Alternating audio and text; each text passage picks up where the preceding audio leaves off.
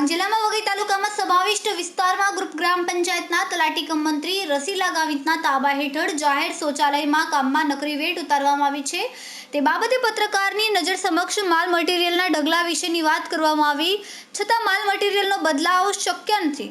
આવા ભ્રષ્ટાચારના સમાચાર છપાતા ગ્રુપ ગ્રામ પંચાયતના તલાટી કમ મંત્રી રસીલા ગામિતે પત્રકારને મારવાની ધાક ધમકી સાથે ગમે તે ગુનામાં ફસાવવાની કોશિશ કરતી તલાટી કમ મંત્રી રસીલા ગામિતનું કહેવું છે કે પત્રકાર એટલે કોણ? પત્રકારોએ ગમે તે કામગીરીના છાપકામ કરતા પહેલા અમારા જેવાને પૂછપરછ કરીને પછી છાપકામ કરવું જોઈએ, કારણ કે અમે કામગીરી કરાવતા નથી, કામગીરી તો ઇજનેરો કરે છે, અમે તો બિલો પર સહી કરતા હોય છે, એમ જણાવીને તલાટી કમ મંત્રી રસીલા ગામિત ગ્રુપ ગ્રામ પંચાયતના મેન વડા તરીકે ફરજ બજાવે છે, પણ કામની ગુણવત્તા માથે લેવા માંગતી નથી। તો આ બાબતે વઘઈ તાલુકા વિકાસ અધિકારી જેવા તાળિયા ઝટક તપાસ હાથ ધરી ગેરકાયદેસર કાર્યવાહી કરવામાં આવશે તો પંચાયતની જવાબદારી કોની?